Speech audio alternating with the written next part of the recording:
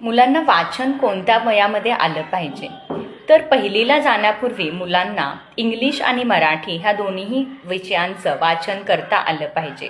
कारण काय, तर पहिलीला गेल्यानंतर मुलांना जे टेक्स्टबुक असतं किंवा जो सिलॅबस असतो त्यामध्ये प्रश्न असतात. ती प्रश्न वाचून मुलांना त्याची उत्तरं लिहिता आली पाहिजेत. त्यासाठी प्रश्न वाचता येणं जास्त महत्त्वाचं आहे.